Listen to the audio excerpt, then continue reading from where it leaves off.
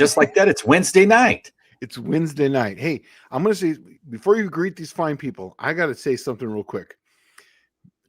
John Cope texted me something today. Did he text you this or no? No. He did not. Okay.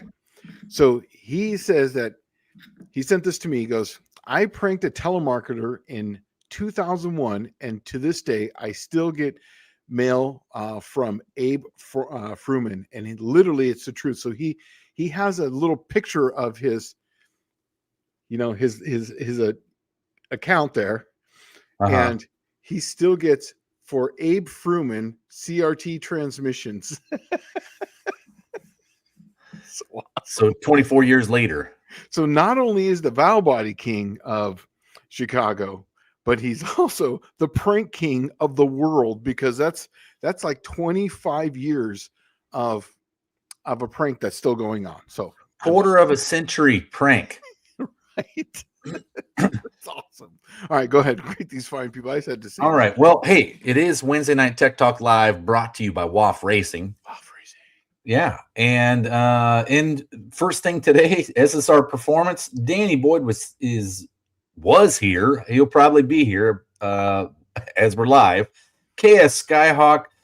Colleen Tebow says she's not going to be in here for the live tonight. So hi, everyone. Have a great week. Dean Stevenson, Racer Ray, Slant Daily Garage, what's up, suckers? Val 360, Jimmy, Matthew Ward, Kerosene Cucumbers, the most bangingest name on all of YouTube. I love that name, dude. Soylent Gray, Mr. John Wilburn is in here with the eyeballs, watching over, making sure everything's going as planned. Mohawk 62. Clint Street Machines is here. Junkyard D. Hot Rod Guy Garage Russell is here. Fab Race Mod Repeat. Hello from Northeast Dragway. Mexican Spec is back in the house. And Dr. Frankenstein is here from Frankenstein T20. Left Turn Dodge. Danny Boyd is Heidi Ho back in the house. I figured he was going to be here a little bit later than 1:55. And Buick Smith is here. Michael Schmidt. Oh, and before I go any further, let's see if I can remember this. Michael Schmidt always asks questions about the Mopar Straight Six Flathead, right? I saw that. Did you see the head? I saw the head. It comes in two versions. I actually shared it. I thought about bringing it up tonight just so Michael Schmidt knows. There is an aftermarket performance head for a Mopar Straight Six Flathead. Yes. So check it out on Facebook. I want to say it was like Flathead 6-cylinder Mopar or something like that. Mopar 6-cylinder Flathead. Yeah, it's Mopar a whole page Flathead dedicated to that performance of that engine. So go check it out. Yeah. Oh, also Barclay Schmidt just swooped in here. Says, "Sup, Dallas?" Well, tonight is another fantastic Wednesday night. We're going to kick it off with some tech talk questions. Well, this is actually really good here. John says he's actually seen the mail that he gets addressed to Abe Fruman from Ferris Bueller's Day Off. That is just classic. When he texted that to me, I texted him back. I said, that made my day. Thanks, because my day now is brighter because of that, because that means that they've been wasting stamps for 25 years. So you win, John. You win, Mr. Coach. Yeah, can you imagine if he got mail like once a month? So that's like 12 months, right? Yeah. That they send him, like, let's say 50 cents on a stamp. Yeah. And so if you take 50 to what, times 20, or times 12, that's what, $6? Is that right? I think so. $6 a year for 20 years. So $120 he's eating out of their budget to send fraudulent crap around. That's awesome. Yeah. I love that. Let's see. Racer Ray says Shane has checked in on the chat, but the Switch Pitch Tech has not. Oh, well, we're getting ready to get this party started. I think it's already started. Yeah, that's right. Switch Pitch. Now we're 5 minutes in. So we got Switch Pitch 5 minutes in. Perfect. Yeah, well, I don't think I said Switch Pitch, did I? Let's see. Oh, and it is a 23 and a 25. He has heads for both the flatheads. There's a 23 and a 25. There's a new head, and it's aluminum, and it's billet, and it looks badass. It does look badass. And I saw it. I'm like, what is that for? It looks like I had no idea what it was. I had to read the whole comment on it. And I'm like, wow, I wonder why that's coming up in my live or in my Facebook feed. But I figured it was because we talk about this stuff while my phone's sitting here. Exactly. And yeah. Me too. So I did all kinds of weird stuff. And I'm not even part of that group, and I got it locked there, and it's all join. I go hit join. It's like, why do you want to join this group? I'm like, you tell me. You came to me. Yeah. Why do you keep sending me stuff? Yeah. Abe Froman. Okay. Well, Michael Schmidt says, thanks, guys. I saw that flathead 6-cylinder head. One version has 2 spark plugs per cylinder that requires a vintage Nash distributor called a Twin 6. FYI, that aluminum head is $3,000. Sign me up. Dude, I'm telling you, when you're like the off-brand kind of guy and you just use off-brand stuff that's not the run-of-the-mill norm things, when parts do come out for it, it is such a great relief. You're like, oh, thank God. $3,000. I mean, if that's your bag, jump on it. I mean, if no one supports them, they won't be making them long. So, yeah. Yeah, they look good. Yeah, SSR Performance says, what's up, everyone? Danny Boyd says, GMC made a Twin 6 too. So, okay.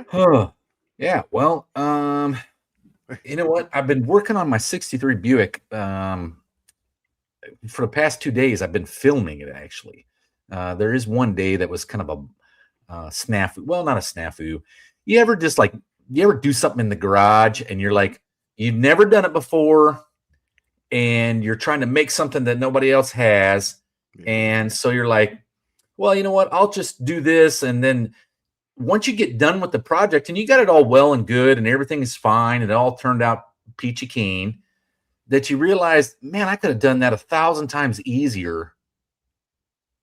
And it makes me feel bad because I got it all on film or I got it all recorded. And I'm like, I don't know if I'm going to make myself look dumb in this because, like I could have literally just taken some cardboard and set that bell housing on there and just traced it. And then I've been good. But I don't know. I did it the hard way. So it should work out better. Yeah. Dean, I believe they have a 25 and a 23. It said 2 kinds, and it said I remember that specifically seeing 25 and 23. So yeah, they did say that in the post. There's 2 of them, 2 versions of that. And I was trying to figure out because I tried to Google. The only reason why I remember the numbers is I tried to Google what a 25 and a 23 was, and I guess that's the length of it. I guess, or I didn't. Well, you know what? That probably is the length of the block. Yeah. Right. So, and then Clint says every time he does something in the garage, he realizes he could have done something way easier or faster. And that's what dawned on me the other day. I was making the mid plate for my 63 special, and I wanted to have a 2-piece mid plate. So I took 2 pieces of identical cardboard and I lined them up on the block, and then I traced it all, and I made each individual one. I poked holes, I pressed down on it to poke holes in it for where the dowels go. And then I got it all on there, and I made it off the block, right? So I followed the block, and then I took the bell housing off the car, and I laid it on there and made sure everything lined up. And as I was doing that, I realized, dang, I could have just laid these on the pieces of cardboard. Yeah. You know that Michael Schmidt here says that he has a potential Tech Talk subject. He sent me an email. And this is actually right up our alley here because we do a lot of 1/8 mile drags, but I guess there's going to be some 1/4 mile tracks coming around.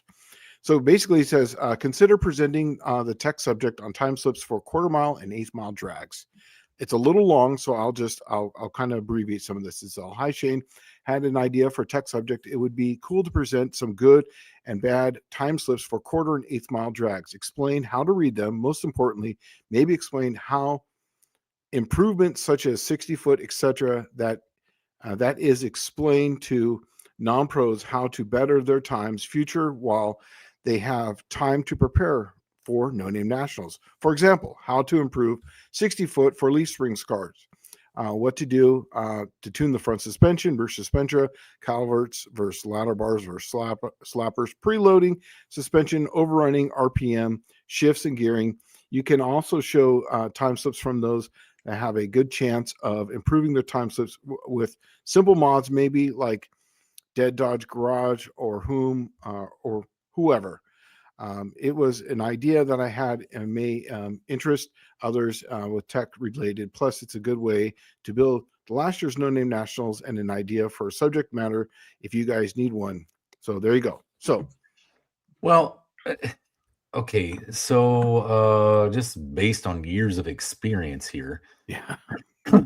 Generally, there is not a lot of suspension mods and stuff that you can do to a car that is what they would consider underpowered.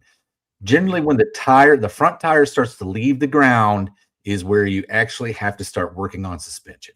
Yes. There is a few things you can do, like have an extra loosey-goosey shocks in the front to assist in weight transfer to the rear. But the best thing you can do, first and foremost, is just get a dedicated set of racing tires. Even if they don't have to be slicks, you can get some drag radials, but just use them at the track. And that's where, I really didn't start playing with suspension much until I started running about, oh man. I was going to say just under 750. I was going to say 740s in the 8 Yep. is really where, and then when you start looking at power adders is what brings it on big time. Yeah, right. Especially if you're coming out of the hole with it. That's what I was doing. I was hammering it with nitrous right off the line, and that's where it shocks the suspension, and that's that's generally what happened is you're trying to correct from the suspension being shocked. Yeah, and that's primarily what you try to do when you work on suspension. But like I said, it doesn't really become a factor until the front tires start leaving the ground. Yeah, mine didn't leave until probably into the 6s for my car, but I noticed it because I was actually coming up to the bump stops in the front, so it was coming up and hitting the bump stops and like not really leaving the ground, but it was transferring load. And when it started transferring that hard, I had to start preloading my pinion snubber.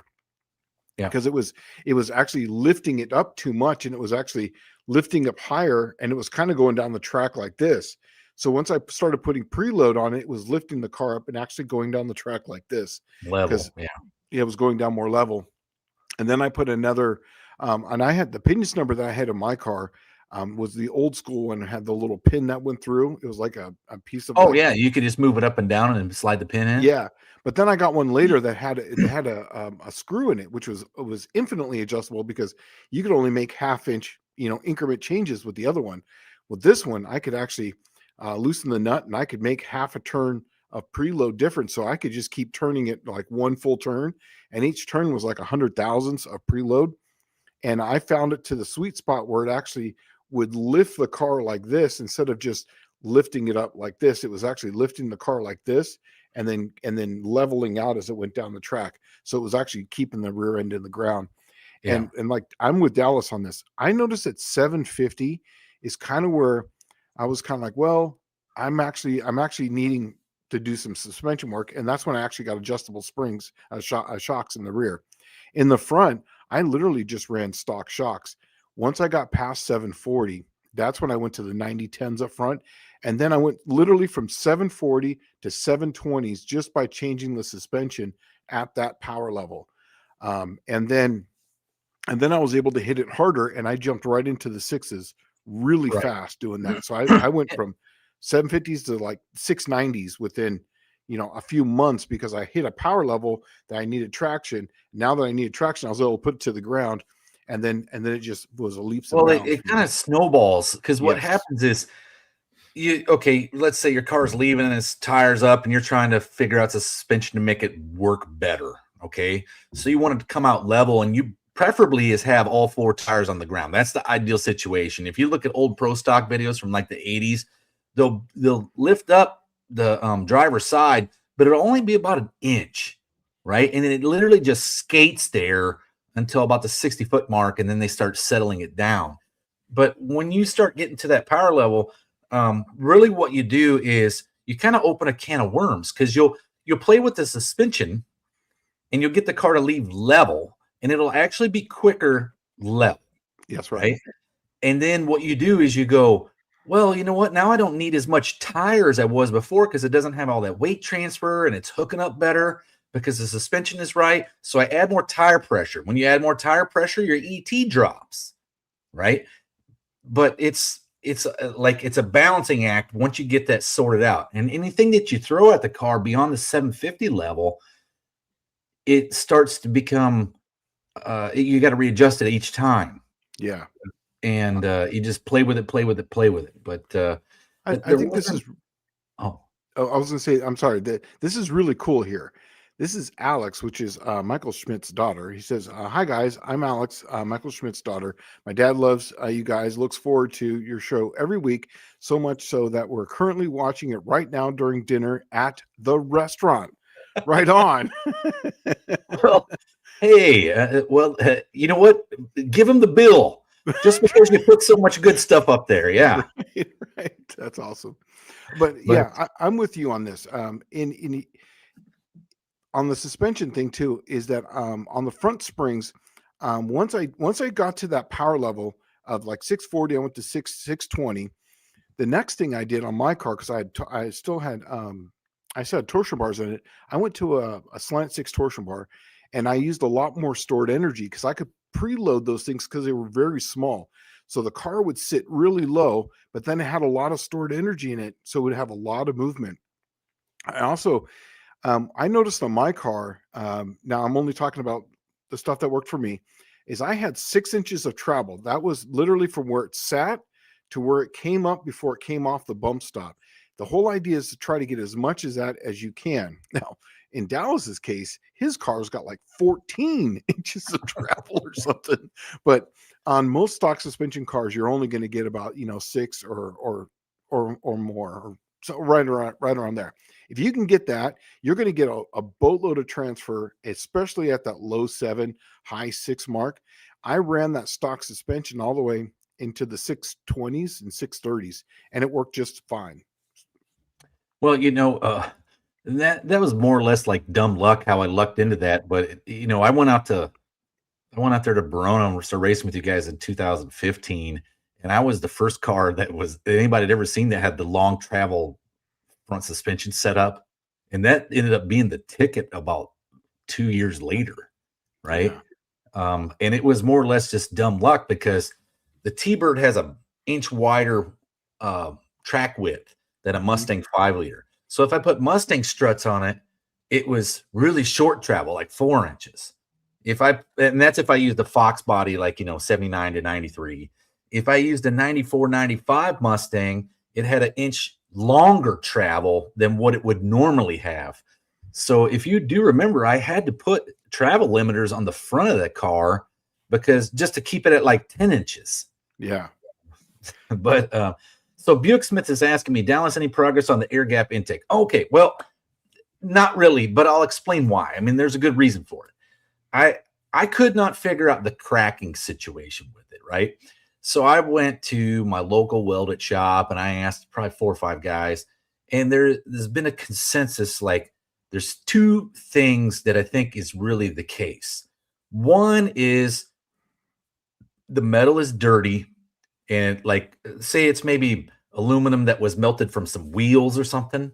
So it takes more frequency in your TIG to dig the impurities out and let them come to the surface.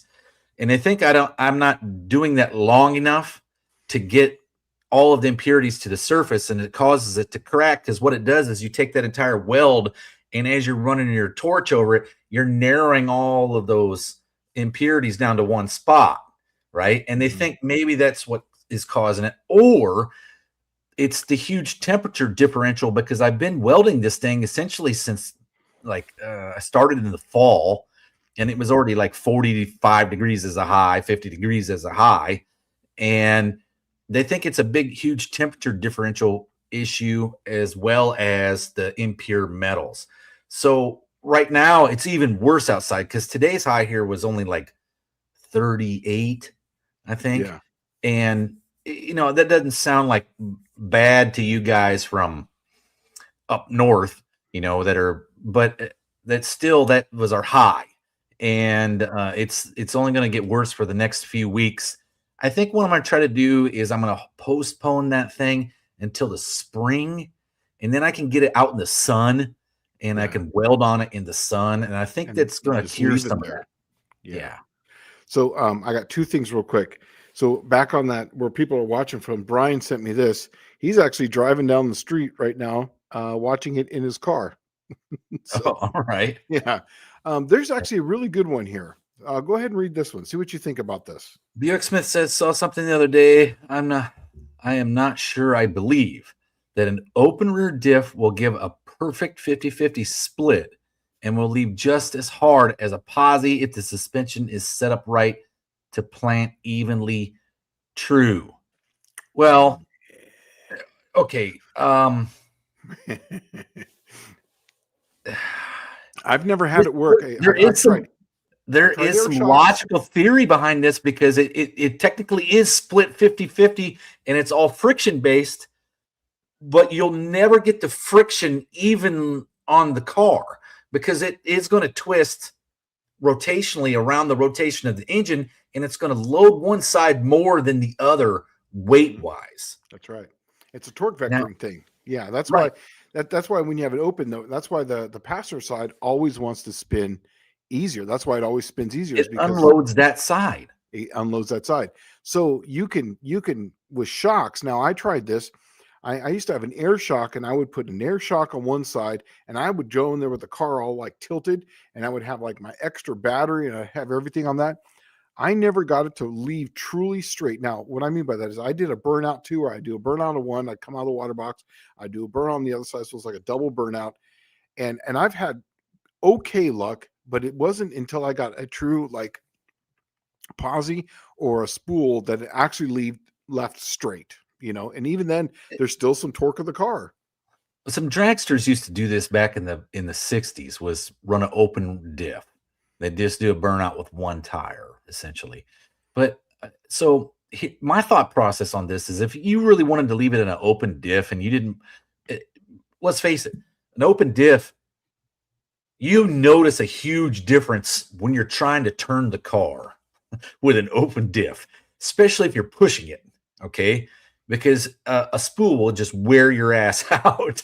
Now, driving down the road, it's kind of the same thing. And that's what makes the open diff ideal for like cornering and turning situations. I'm assuming that you could increase the friction load on the back of the spider gears to where it's like screaming amount of friction. And because the friction differential is so much higher now, that you may be able to play with this and make it work, but I don't think it's really worth any gains when you could literally just put a pause unit in there or a blocker.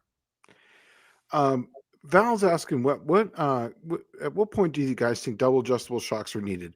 I'm really going to tell you, I think once you get past the 740 mark, that's once again because you're getting to that point where you don't really need them there, honestly, but you could start to use them and start to see some sort of gains there. I didn't personally get double adjustables. I ran a Rancho 9000, and then I had single adjustables up front where I just had them come up, really, because there was always load on the car. It was only 8th mile at the time. And I didn't get double adjustables until I was probably in the 630s, 640s. But I could see now that I've had them, I could see how they could have helped me get faster, quicker with less power. There was a point there where my car was running 680s, 660s, and by doing nothing more than suspension work, I went from 680s, 670s all the way down to 620s, 630s, and that was all in suspension.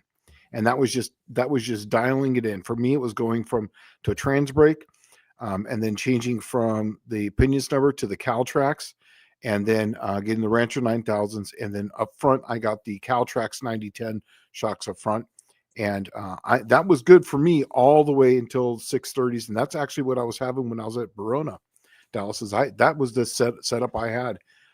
Just recently, once I went into the 5s, that's when I was like double adjustables. But then I saw how easy they are to adjust the suspension to tune it in. I was like, well, this would have been faster. I would have been faster, quicker, if that makes sense. Well, so Shane and I are pretty much the same as all you guys. We just try to keep you from making all the mistakes that we have in the past.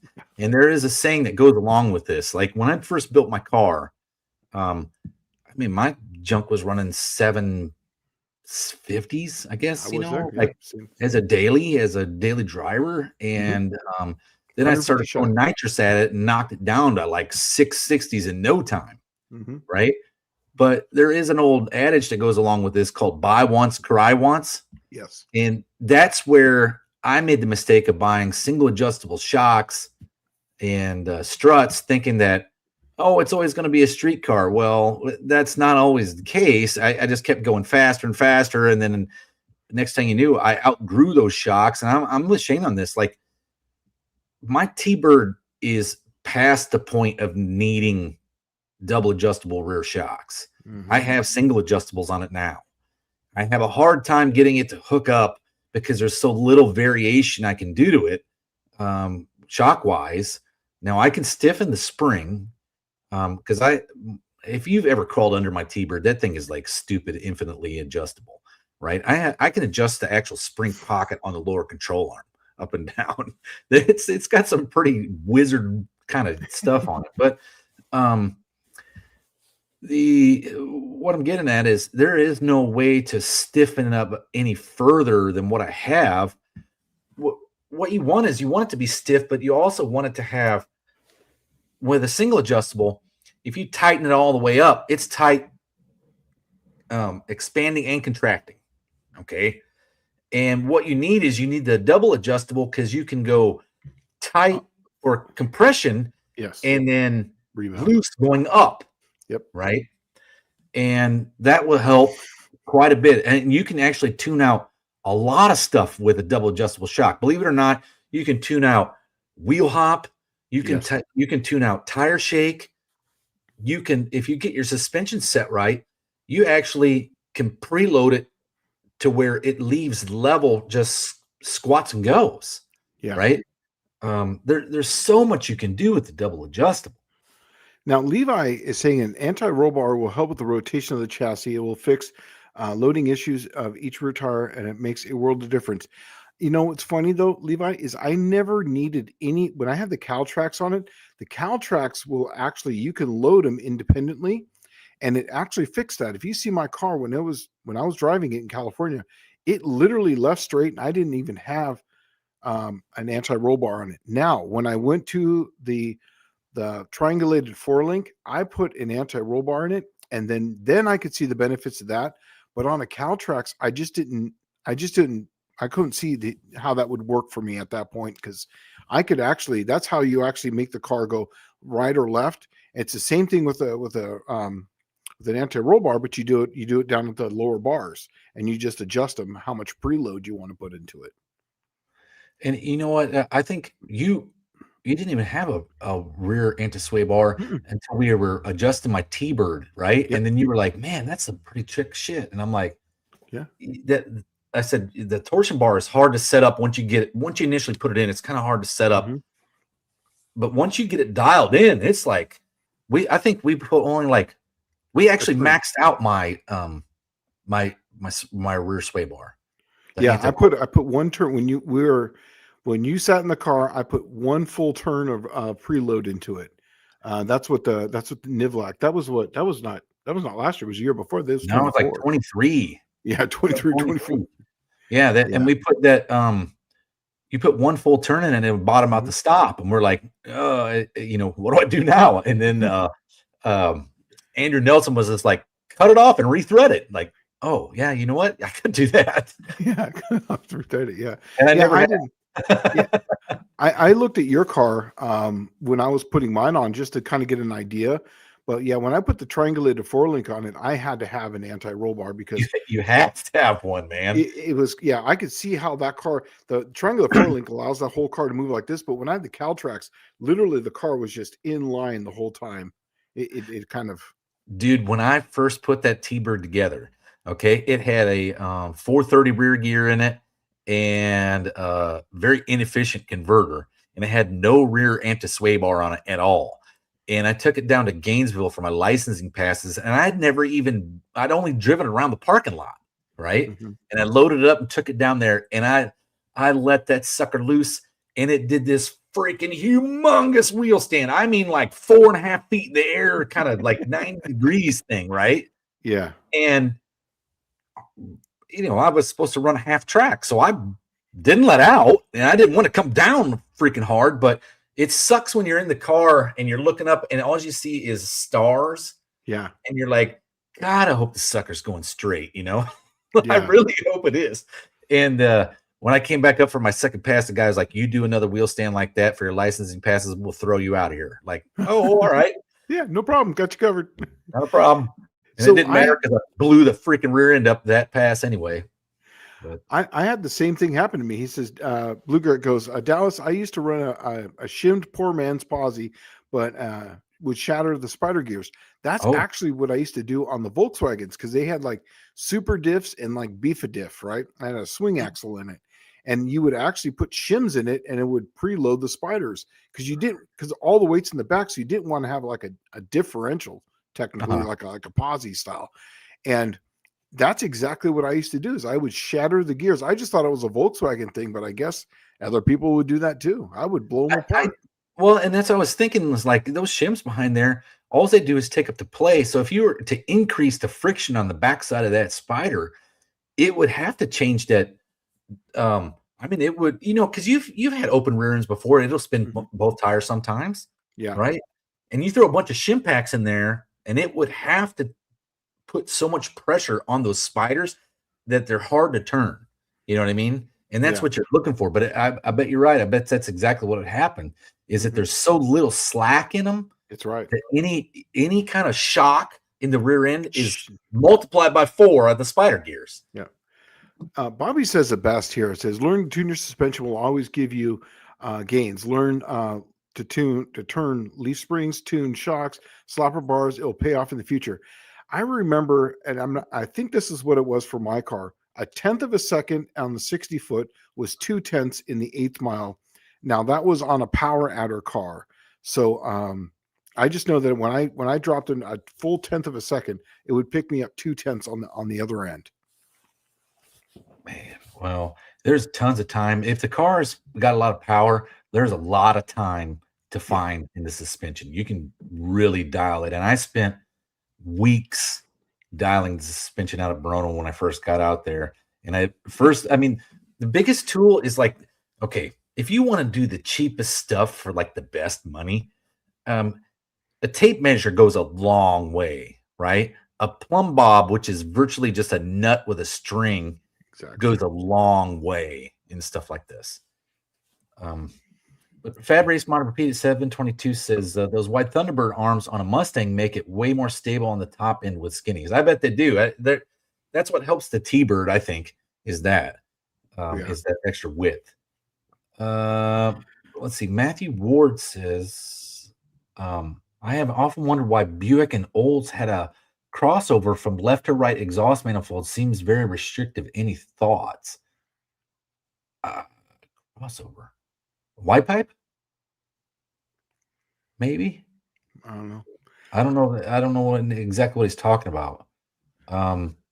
The Buicks, the turbo Buicks had essentially a regular driver's side exhaust manifold that fed over to the passenger side one, but the passenger side one had 2 outlets. It had the one in the rear, which they were using as essentially a Y pipe to go to the turbo.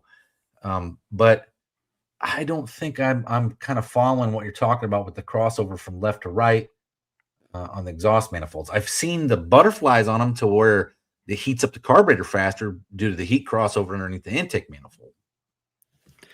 So Val's asking, how quick was it without the anti-roll bar, Shane? Well, I mean, I went 620s.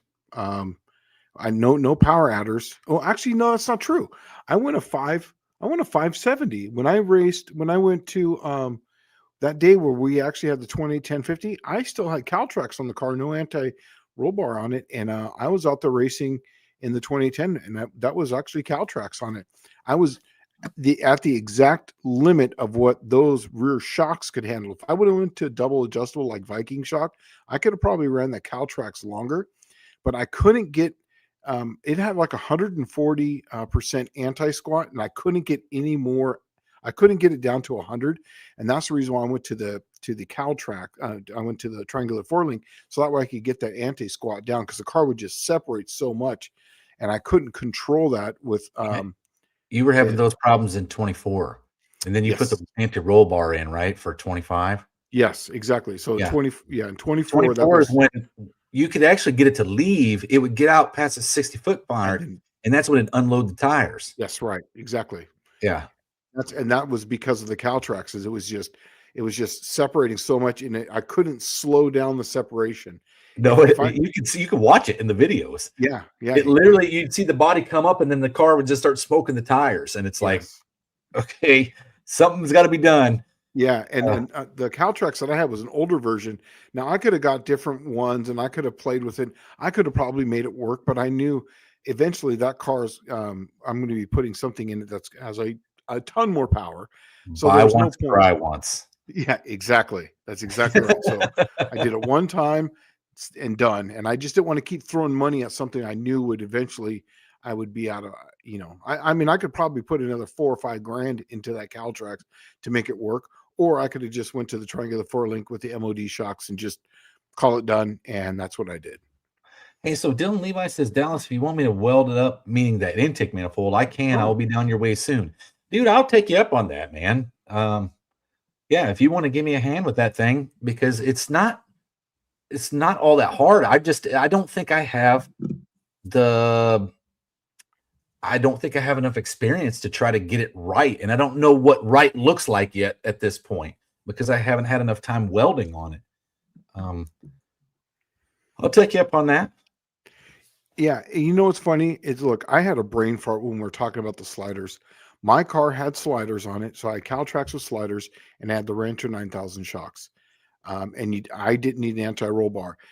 When I was there in 24 running, I did have to add a full turn of preload on the passenger side to get the car to go straight for whatever reason. But other than that, once I figured that out, the car was literally dead straight going down the track.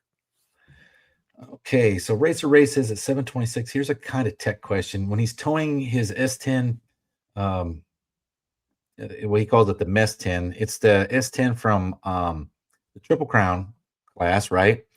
And he's got it on a dolly. It's a towing dolly where you lock the front wheels. Yep. Is having a spool going to fight me? It most certainly will. You probably won't notice it, but it will fight you, because if the rear end is locked together, as you turn, you got to remember, though, that those back tires, it's the steeper the turn, the more fight you're going to get, right? You could have a gradual turn and it just kind of shake and shimmy a little bit, and you'll not even notice it. Probably with your towing, it's going to be lost in the tongue, right? But you get in a tight turn and it will fight you. Buick Smith is asking, this is, I'm ahead because I'm trying to keep up with the things here. I'm at 737. Cam tech question. I have noticed that most cams that have large duration spreads, say like 208 and 245, so that's a big spread, have large lobe separation angles like a 118 instead of a 110, 112.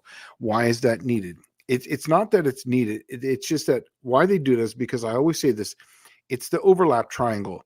So if you have an engine that doesn't have a lot of compression on it, let's say, and they'll separate them like that. Now, for whatever reason, a lot of them do that just for sound. And usually they'll put them on like a 107. You'll see them back it up, and then they'll put it on these different ICLs, but that's your intake center line. But I still don't understand why people 100% do this. Now, usually it's either one, they're trying to crutch something, or two, they're trying to RPM it. But if they're trying to RPM it, they wouldn't have like a 208 on the intake. I'll tell you why, Shane. Like we ran into this. You remember I had you make a camshaft for a Buick 430 I did? Yep. And it was the Boulevard Cruiser, like the freaking sound. It was the sound in the parking lot, and that's what he wanted. He didn't care He was like, I don't care about the performance. I'm like, well, right. why are you buying a 430? Why don't you put a 300 Buick in it?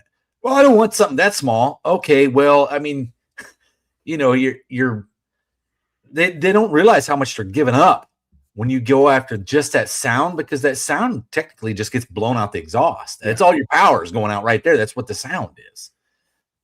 But yeah, I don't know. There is guys that do that, and you and me are not in that category. I will have something. I'd prefer to have something that idles decent enough to pull vacuum brakes. I am very conservative on the camshaft and very liberal on the cylinder head. Yeah, that's what I like to go after. Because power's in the head. Cam just tells it where to run. If you have head, it'll always run higher. Yep. That's the thing. I'm the same way. Is like I never knew that there was a whole department for sound until I started working at Crowder. There would people call me up. It's like, I just want it to sound cool. I'm like, sound cool? Like, what are you talking about? Like, I never even heard that before. But that's literally a thing. And then they had these thumper cams, and I never understood what that was. That's literally just for sound. So I mean, that's very well could be the thing. And just to me, the numbers don't make sense. So here's another tech question. This is going to be for you too. When do you decide to have coilovers versus double adjustable shocks? What benefits do they provide? Do they help leaf spring cars, and how? Here's the thing on this.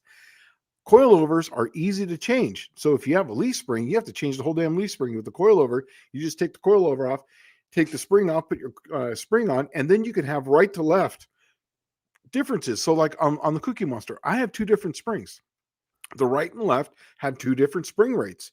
And just because the car is got a slight bend in it, so that way it sits, and that way as you jack it up and extend it out, it's got the same amount of weight on the tires, right?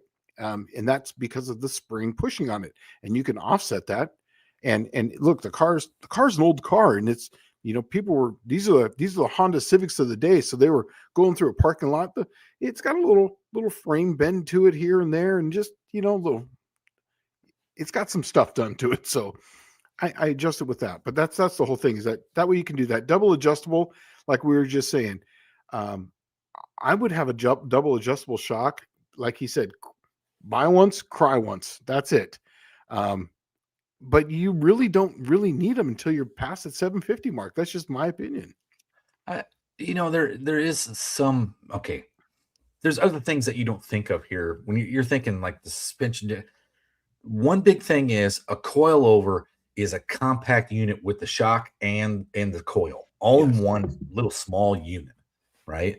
So it takes up less space, and generally that's when guys actually go to them, is when they're truncated by space. And what I mean by that is, when you heard us talking about anti-roll bar is essentially a torsion bar up on the frame rail, right? No, it's actually on the body, and it's using the manipulation of the axle to twist it. Okay.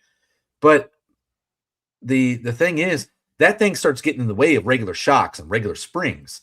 So people will go to coilovers just so they have the space that they need to put in, like, say, the anti-roll bar. But the other thing is, they weigh so much less. It's true. Okay. It's huge amounts of weight that you pull off the suspension by going to a coilover usually.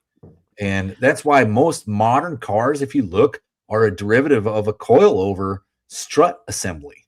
And it's easier to package. It probably costs less in the long run. They don't ever really wear out. And, you know, they give you, they cut so much weight. You know, I got to tell you, though, I weighed all my QA1, triangulated four-link compared to my Caltrax. It was a wash. By the time you added the anti-roll bar, by the time you added all that stuff, it was within 2 or 3 pounds of each other. So it was a little lighter, and I think most of that was just because I put disc brakes on the rear instead of drum brakes. But it was I think it was 2 or 3 pounds. So I was going to make a whole video, how much weight I'm going to save. And I did all this stuff, and I weighed it almost like, well, that didn't really do much. Didn't change much at all. You know, well, if you look at it, though, the Caltrax was the Band-Aid to the leaf spring. Exactly. Right? And now, like, what you're doing is you're unband-aiding everything, and you're getting down to brass tacks, and you're getting what works to begin with. In the triangulated four-link, there's a reason why. Okay, I chose that 63 Buick because it was literally the first year of the triangulated 4-link in anything, right? Everything else but prior to that was leaf springs. And so a triangulated 4-link, and matter of fact, it's got the exact same setup as a Fox body Mustang.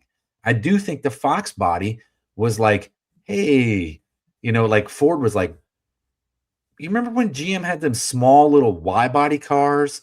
Yeah. Man, if you just had different sheet metal on it, we could make it a Mustang or a Ford Fairmont. Yeah, a Fairmont, and it's like, I think they probably figured that out before anybody else, because it seems like the Fox body has so many things in common with this little Y body car that it's not coincidence. Me and Chris Cox talked about this before, because GM and Ford and Chrysler, and even AMC, all used to use the same contracted engineers to do stuff, right? And so if one guy went and did it and he figured it out, hey, it's going to work like this over here, we did this on a Ford. Well, the next job he gets, if they're looking for something remotely similar, he's going to lean back on his experience and his wisdom, which was the thing he just previously did, right? And let's start from there. So that's why Chris Cox and I were talking about it, because I kept telling him, man, the small block Buick looks so much like a Windsor Ford. It's stupid. And he said, what year was it made? And I'm like, 61. I said, it probably would have been on paper in 60. And he was like, yeah, the 220 is a 221 Windsor. The 221 Windsor or 260 Windsor was like right around that same time. So and then he looked it all up, and it was the same engineer. Oh, I'm trying to remember the name of this website here as you were talking, but one thing that you guys could really start to learning about is I can't remember it, but it's like it does your instant center for you. And I was sitting here trying to figure it out, but you guys should really find out where the instant center of your car is at. Do all the calculations. It basically gets your center to center. And then that way you can start playing with anti-squat. Anti-squat's a real thing, man. That's 100% is neutral. And then, like, say if you're above 100%, the car's going to want to separate, kind of like we see with the radial cars. When you're below 100, the car's going to. What's that? That's what they shoot for. Yeah, exactly. And then if you're below 100, that's where the car's going to want to squat like this. That's usually what you want to do with tires with slicks, right? Is you want to have it squat. So like with my car, because I had slicks on it, now I had on the Cookie Monster, it was 140%. And that was just like, and then I started how far I would have to bring that Caltrax bar down so that way I would get lower than that number. It was incredibly amount. I'm just like, well, by the time I fix all these problems on here, I might as well just change it all. So that's the reason why I did it. But you should go to that. I believe I'm just going to put in here. I know which one you're talking about. It's the same guys that has like the engine calculators and all that stuff, right? Well, it's literally, it's just like a Driveline. Oh, I thought it was a website, because there's a website that I always go to for like engine build combinations and give you the compression ratio if you put in all the information. No, it's I forget the name of it. I promise you I'll find it, but it's KS Skyhawk here says, I have QA1s for bounce. It helps control bottoming out and ride height, which was what I was looking for. Yeah, right? I do. And so that again is there's really no downside to coilovers, right? There's no downside except for the cost. That's really about it. I mean, it fixes almost everything. Okay, it's called Baseline Suspensions. That's what it's called. If you go to Baseline Suspensions, you can calculate your anti-squat, your instant center. Now they have a quick way to do it and a long way to do it. The quick way is you just kind of get where your cam center line's at, and then from the ground, and then where your crankshaft is at. There's also other ways. They have other ways where you can just do more math if you want. If you have more, I'm telling you, just do the cam is just good enough. And where the cam or you're going to have to get scales though, because they're going to want to weigh all four corners to see where you're at as far as that's at. And then you're going to need to be able to measure where the centers are of the upper and lower links, and then the front links from the ground, and then that's how they calculate it. So I mean, I could change the instant center of my car just by raising it, half an inch. If I raise it up half an inch, I wouldn't need to change in the bars. I could go from like say an 80% all the way to a 91% anti-squat just by raising the car up, so. Well, so down at 749, Dylan Levi says, I dropped about 40 pounds aside on the front of my car with going from all factory stuff with a 90-10 to a tubular control arm and coilover setup, and lost 25 pounds from stock brakes to Strange. Yeah. Here's where the math behind all this, or the engineering behind all this. So when Shane's talking instant center, any weight that you can remove in front of the instant center, is detrimental weight, huh? Yeah, unsprung weight too. Well, unsprung weight. That's the stuff that's not attached to the chassis or to like this anything from essentially the wheel down, right? Yeah. So, but anything in front of the instant center is detrimental because it's working as a fulcrum on the instant center for weight towards your suspension. So the more weight you remove off the front, the more compounding effect it has past the instant center, requiring less suspension to make the same thing work. I don't know if that makes any sense, right? You don't have to have, let's say, you take a bunch of weight off the front, and all you got stock springs, stock control arms, the whole 9 yards, and the car is fast enough where it'll wrap up the rear end. It'll twist the lower control arms. It'll flex the rear end around. When you remove the weight from the front, in front of the instant center, your suspension now that was marginal is actually getting better without changing anything. But you're also going to change your instant center by weight too. You are. It is going to move the instant center around. That's where the adjustable upper and lower control arms, primarily the upper, changes that back. And that's what you need, because when you start moving weight in the car, the instant center is going forward and backward until you got everything set up. And then when you climb in the car, the instant center moves even further forward, right? Yeah. So what you need to do is you need to adjust. You get the adjustable rear control arm, or the upper control arms in the rear, and you can dial the suspension and the pinion angle back in, but you can also regain your instant center. And by lowering the rear of the car, you can change the instant center backwards. There's all kinds of things that go along with this, but the suspension is geometry nightmare. Yeah, it is. But that's what I'm saying. If you start going to these sites, here's another one too. Levi's saying that Tin Soldiers, I guess, race cars has one forward link calculator, and it's free. Yes. Same with Baseline suspensions.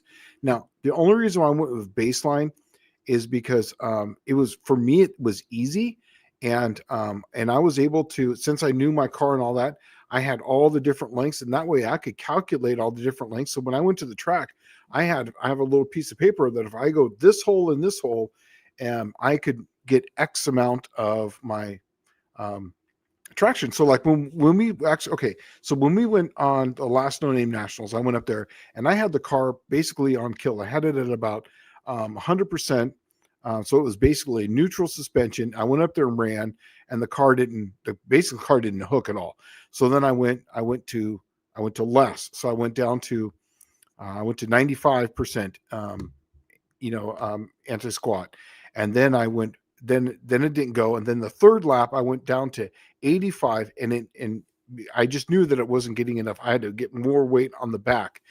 And that's why I went to less anti-squat. Plus, I was taking power away while doing this. So I was doing 2 changes at once just so I could get the car down the track. Once I got the car to go down the track, it went like 570 something. I can't remember what.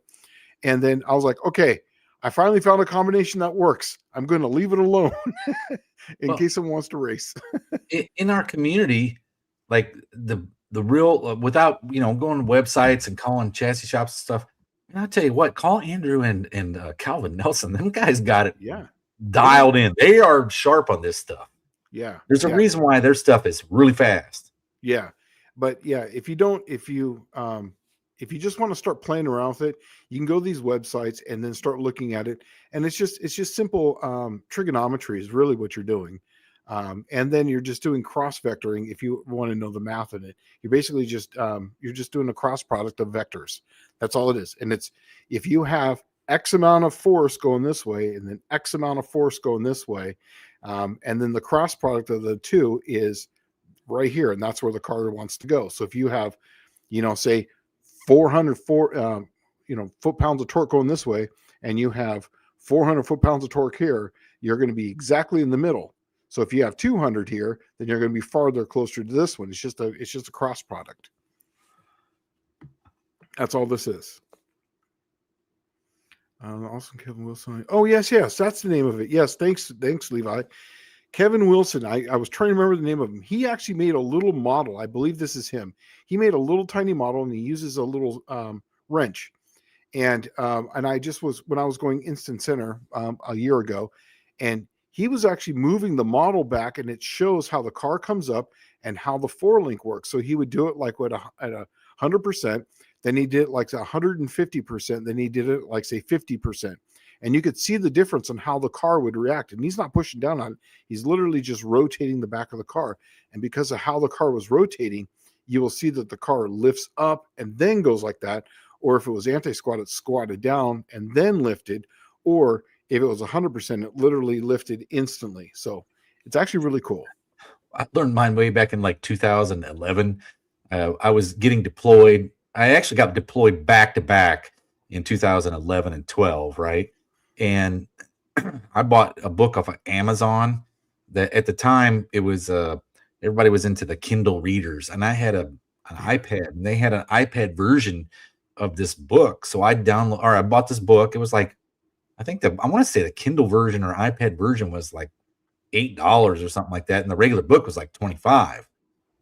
But I bought that book and I read it from cover to cover, and it was the Stock Eliminator guys from NHRA Stock Eliminator that were telling you how to set up the suspensions, because their cars are like, I'm not going to say underpowered, because there's nothing stock about a Stock Eliminator.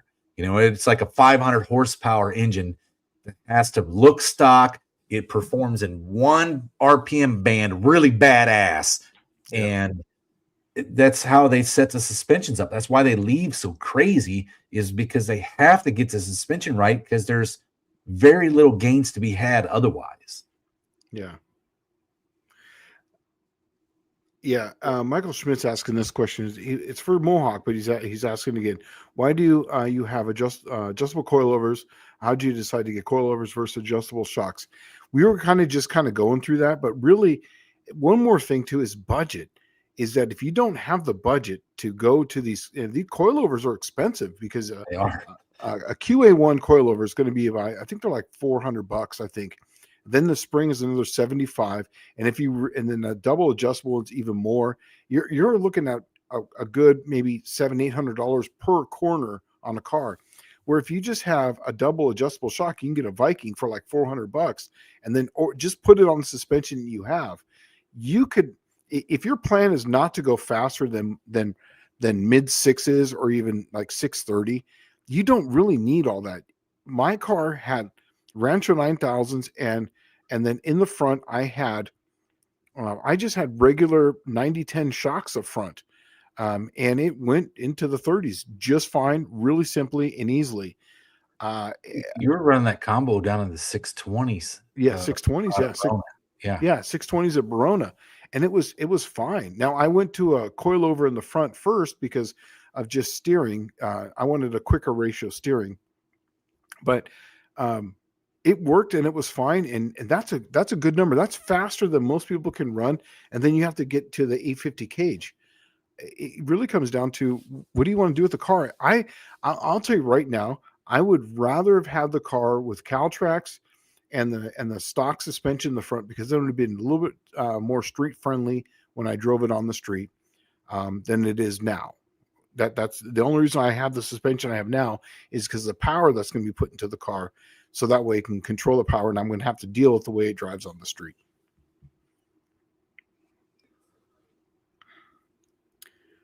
Let's see. Oh yeah.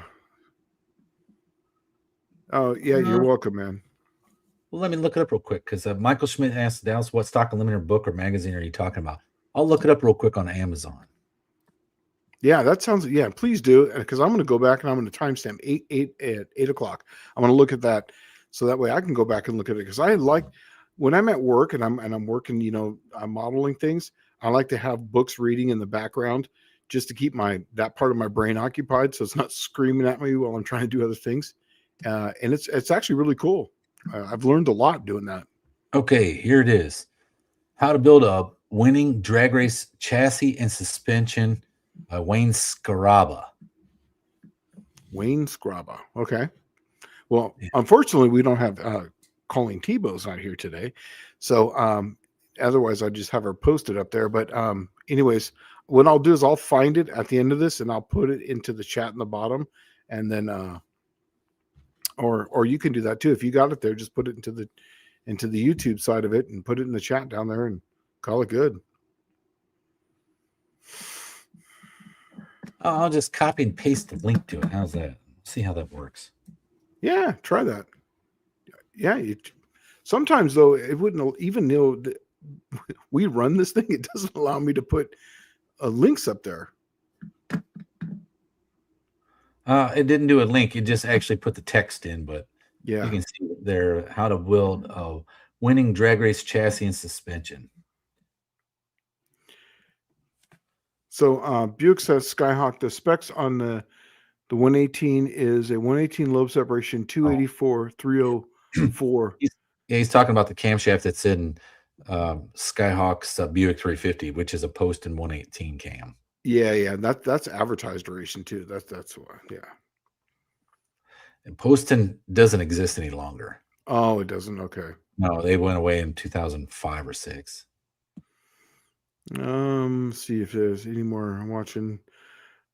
I was watching on the suspension issue. Very interesting. Yeah. I mean, that guy's awesome. I believe Kevin Wilson is the one too that you pay him, you send videos to him, and he tells you what to do on your cars, and he'll set up your suspension basically over YouTube, and he'll post videos about how to set up your car. And I've seen some of the people there at the track, and he's doing it, and how much they've picked up just by him telling what to do. It's pretty amazing. Well, I had that book and I read that thing from cover to cover every day for like, I don't know, 9 months probably. And like there's a lot of tips and tricks in there that they tell you that it's literally going to the junkyard and just finding the right parts. And that's what I was doing, is I was going there looking for convertible 95, 96, 97 Mustang SN 95 body styles. And they had the heavier springs on them with a higher spring rate. Mm-hmm. And then I ended up going to coilovers in the front. So, but you'll learn a ton of stuff from that book. It was pretty good. So Dizzy is saying that he wanted to get an 850 out of the Vagrant, and now he's aiming for a 750, and that's fast enough for me now. Yeah, you can basically do that really easily with stock suspension. But once again, you still haven't given me your phone number, so I'm posting the cylinder heads to other people, unfortunately, because you haven't sent it to Slime Daily Garage Yahoo. I have no way to contact you, so just throwing that out there. Oh, and here you are. There you are. So there it is right there. Check it out. Yeah, it's an HP book. So, you guys are looking at 6.7s. I'm trying to tighten up my 50s POS Mopar suspension. Just learning now. Thanks, guys. Honestly, man, just on that one, that still has leaf springs on it back in the 50s, right in the rear. I believe that's. So on those, and I think even the Mopar, at that point, they were 50-50. So honestly, with those, a slapper bar would make huge dividends in that. And I think depending on where you are in the 50s, because I don't know how Mopar was, were they like the other manufacturers where essentially everything that they were manufacturing in 45 is what they started manufacturing in 47? Yes. Or 41 to 47. So you pre-war, post-war.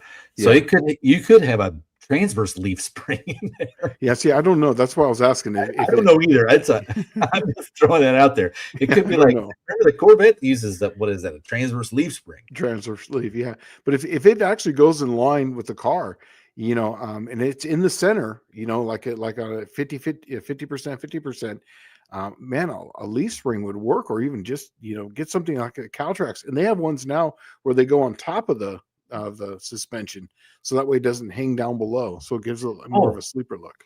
Hey, I'm gonna ask you this because I've been kicking this idea around since we got everybody on here. Yeah. Okay.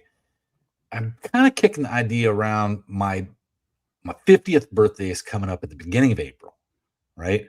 My golden anniversary, 50th anniversary, or 50th birthday, right? I'm thinking I might do a YouTube like thrash party thing for my birthday, and we'll do like a couple of days on my Buick. And here's what I'm thinking is I'd like to do Many Hands Make Light Work Bodywork Edition, right? Awesome, yes. And get it all like we'll have a get together, a cookout, the whole 9 yards, and then do some body working, and that'll be that. I'm down for that. Painted, shot, the whole 9 yards, like block it out, because that's what sucks about body work is like all of the hours you spend blocking, right? But if you can change all of the hours for all of your friends, now you're down to like just a couple hours. Yeah. Yeah, and then shoot the crap out of it. So that's what I'm thinking. I don't know. What's everybody's thoughts on that? I say do it. It's funny. You mentioned birthday. My birthday was yesterday, and I turned 51. Dang, 51. Dude. You got one foot in the grave, the other on a banana peel. Right? I'm telling you, man. It's already there, man. Yeah. He says it right here is the best. 50 is a great milestone. Yeah, I agree with you, man. 50 at 50, you're kind of like, I know who I am, and I'm not going to change anything at this point. If you don't like it, fuck off. it's that simple. Mark saying my front suspension is crazy. I think same shop did the whole car. Front suspension front is a slant 6K member and torque rods and QA1 dual adjustable shocks with later mods. A disc brakes drives great. Okay, well, cool. Yeah, I like the torsion bars for the Slant 6. I've got a couple of those still. Yes, 51, good stuff. Yeah, thanks, guys. The one that would suck for the Mopar guy is the Slant 6 torsion bars, trying to find them for a B body, right? Yes. Weren't those kind of few and far between? They're more prevalent than you think because really? Yes, they are. I've seen them in E bodies, which is just surprising, right? Yeah. Cudas, well, actually that model would be a Barracuda, right? But you could get them in a slant. I did not know that, but I had no idea that you could get that in a B body. Yeah, I figured that'd be really few and far between. All right, Dizzy Izzy, then send it to my work, which is spulido@edelbrock.com. You're not blocked from there. SPULIDO@edelbrock.com. Send it there. I just don't want to give out my phone number on the live chat,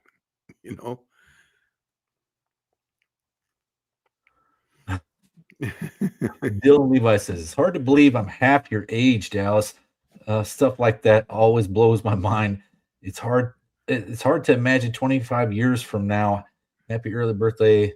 If I'm free, I can sand for free food. Well, no, we'll do the food in the whole 9 yards, and we'll sand, and whatever we get done, we get done. Yeah. I just thought it'd be kind of a cool reason to, like, hopefully I'll be single then, completely single by that point, and it would be fairly nice weather down here in Middle Tennessee, and it's a pretty good reason to have everybody come over and do a big barbecue and cook out in the whole 9 yards and sand on that car. Yeah, me and Cash will show up. We'll have a great time. I'm with you on this one, One-Eye Cat.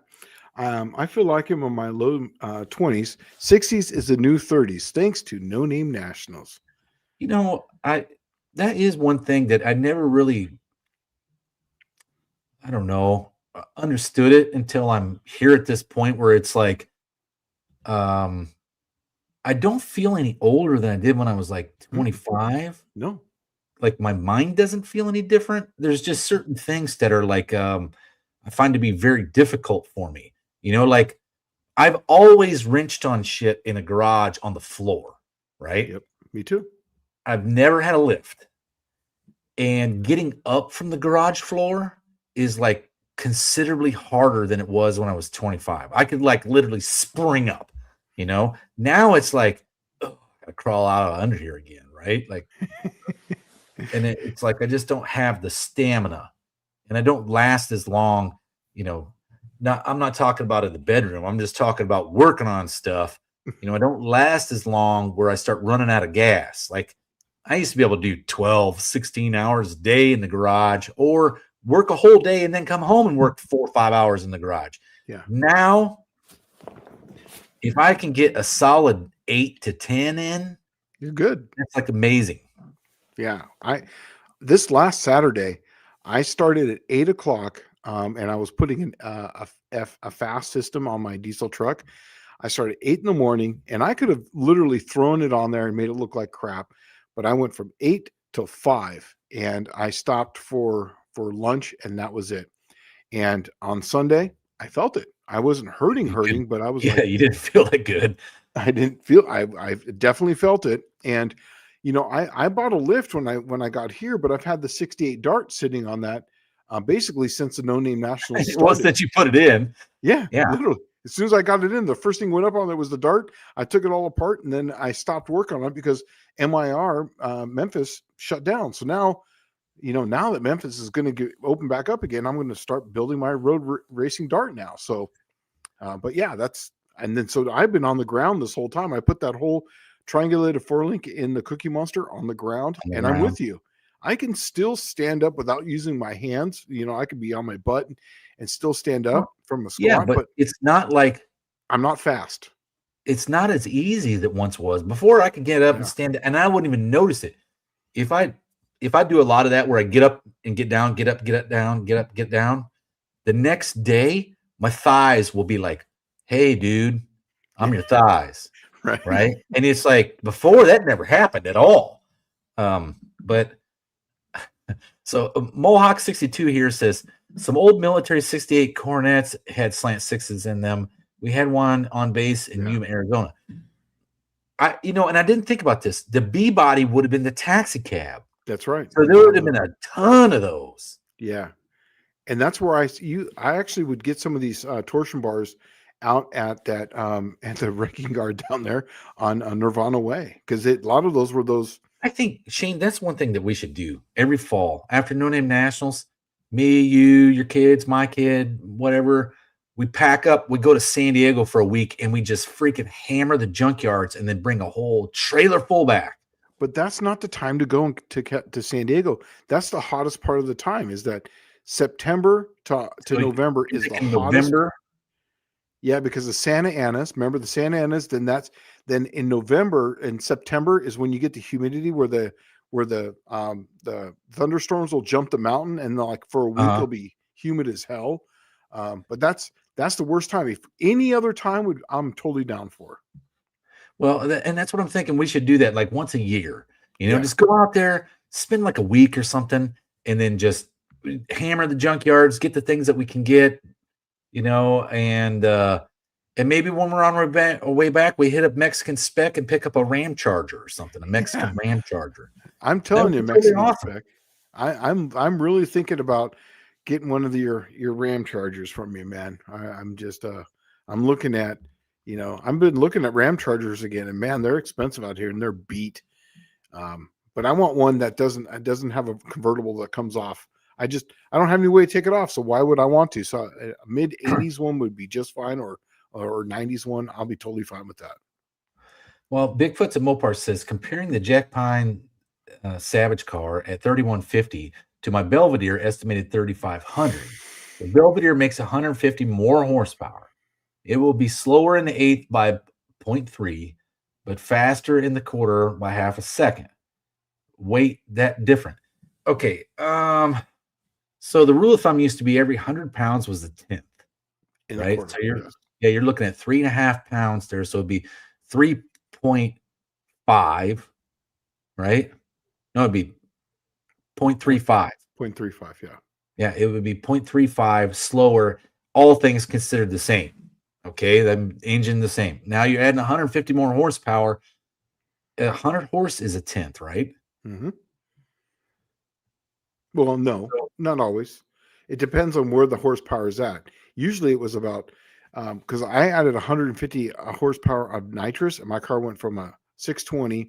Oh, that's true. Yeah, because the torque on that's like 350 foot-pounds. Exactly. So it really depends on where where it's at in the where it's at.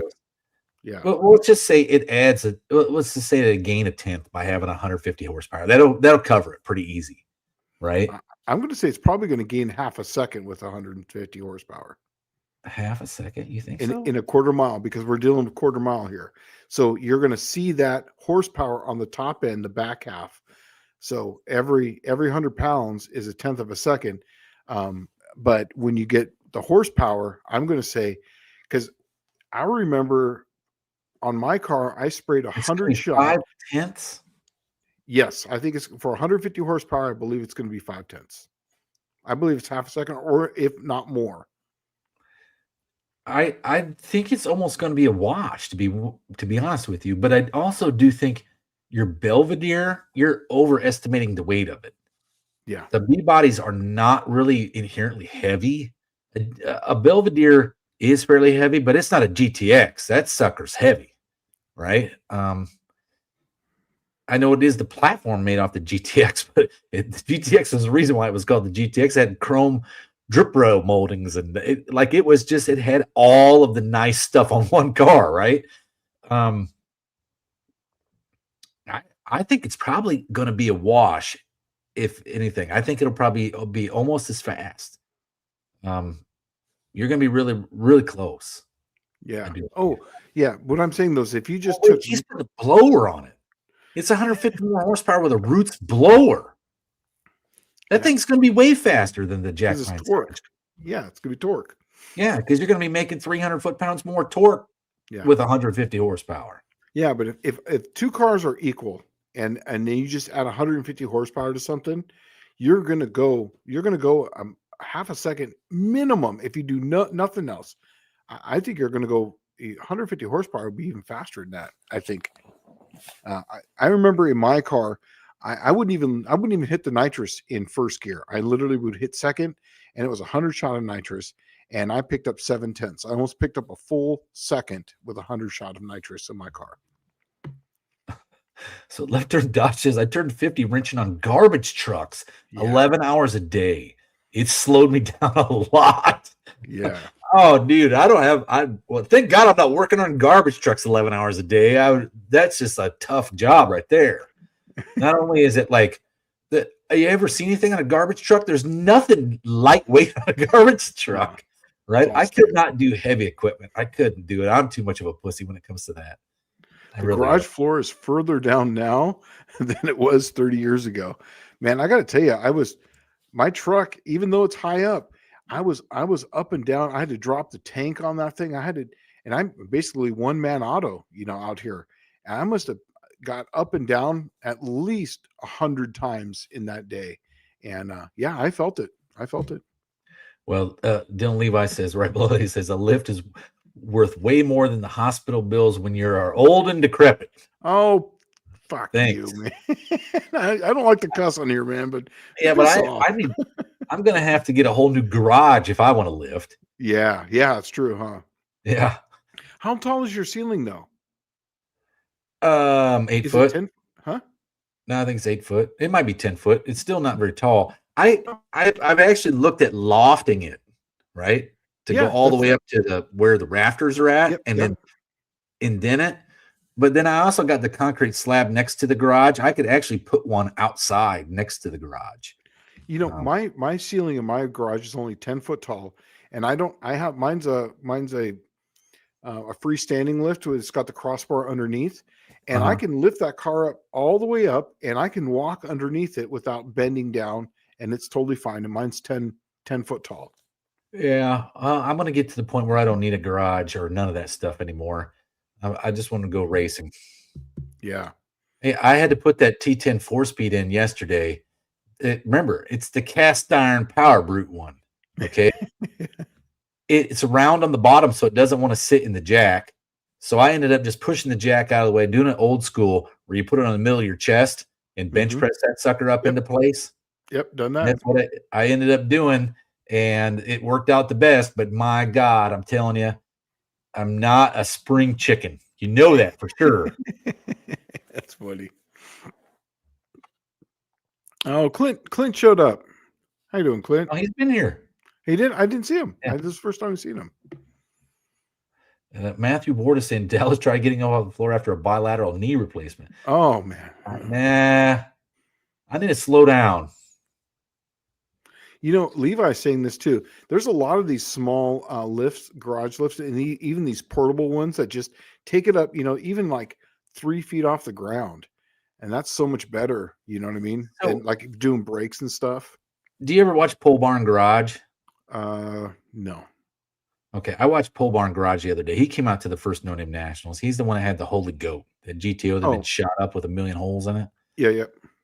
So he had bought a house he bought a property and a house out in New Mexico, and they were building a shop on it. And somebody dropped off a mini excavator for him.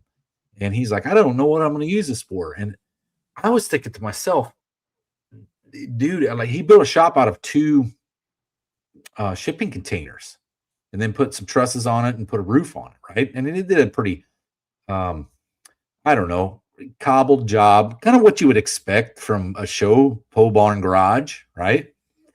And I was like, why did he not dig a pit? Yeah, with an excavator, the Mini X, and then you could just drive the cars in, right? Like I would have used a mini excavator to dig a pit. That's better than a freaking lift. Yeah, I would love even right now, even if I had like just a way to drive stuff up, just to do oil changes on, so I don't have to jack them up. That would just be awesome, like a pit or something. That would be great. But here it would always fill up with water. I mean, literally, there would be constant water, and you'd have to drain it before you use it. That's why they have for the Midwest. They had basements, and they always run a sump pump. You just put a sump pump in there. It's just a pump that comes on when it gets high. It's got like a toilet float on it and turns it on. Oh, okay.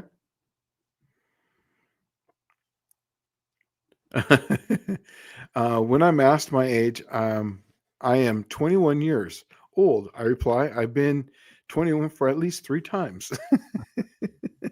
That's good. That's a good one. Yeah. Up until last year, I was 25, and it was my 25th time being 25.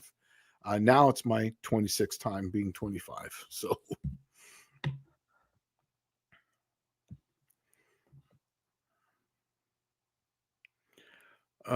Just for that reason. Okay, so yeah, when I kept saying that he's been in this house for 30 years, come April, I'm willing to put a lift on a concrete pad that at this point is poured 6 inches thick just for that reason. Well, that's awesome.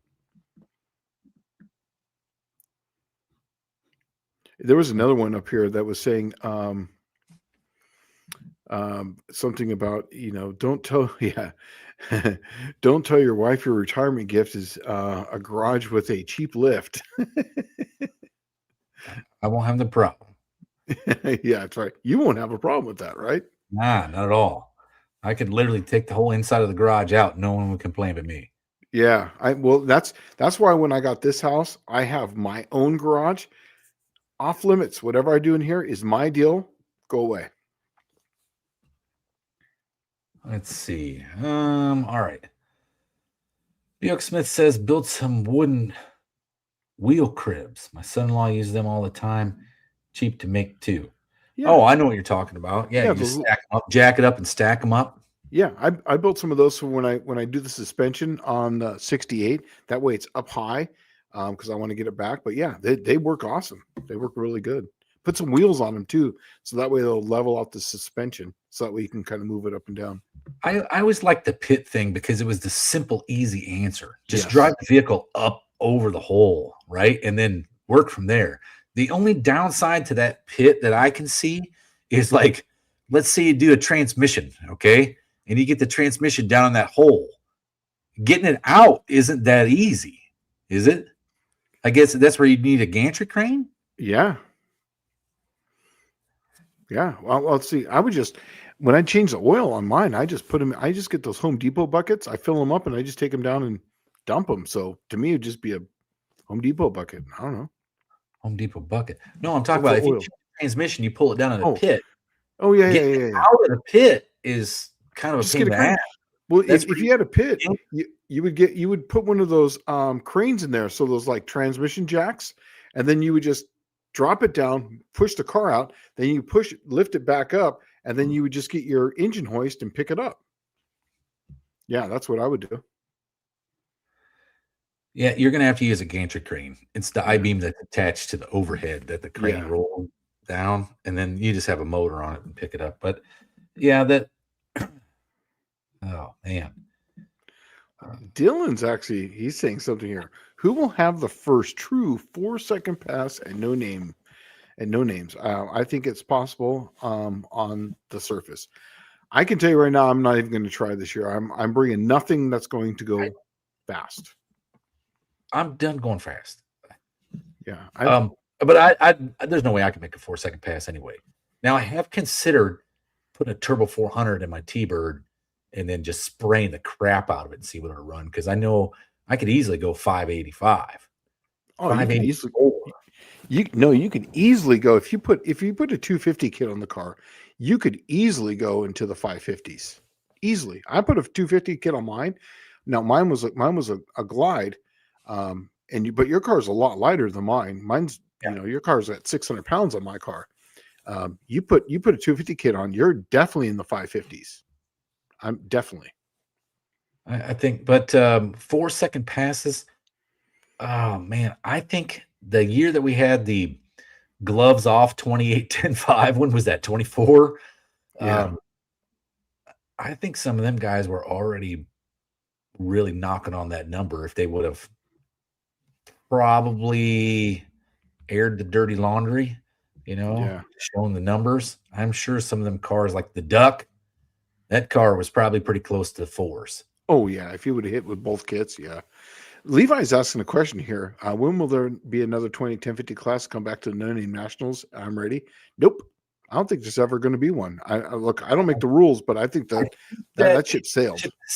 Yeah. Yeah, I think that ship sailed.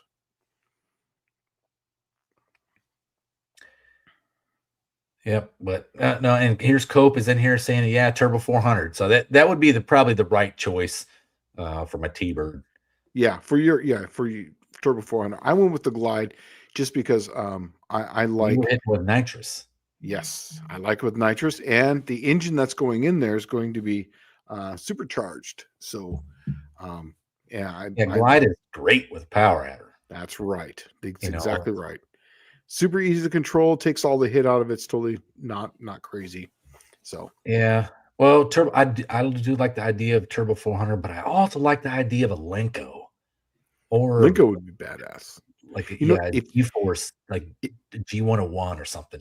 If you get the Turbo 400, get that Sonex intermediate shaft removal. So, and it's all billet.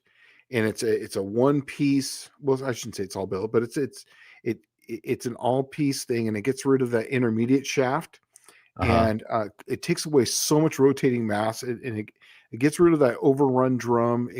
I could go balls out on a Turbo 400 to get every ounce of mass out of it I could, because it's not like I'm making tons of power, and the car is fairly light. Yeah, and then with that you can, and in fact, I was actually just about to say this, is that you can get Turbo 400, and then you can have a valve body made where you can launch it in second gear, so you can do second and third, or you can do first, second, or third. So yeah, they have a TH, and that Danny Boy was saying that here is that they have these 400 glides, 402 speeds.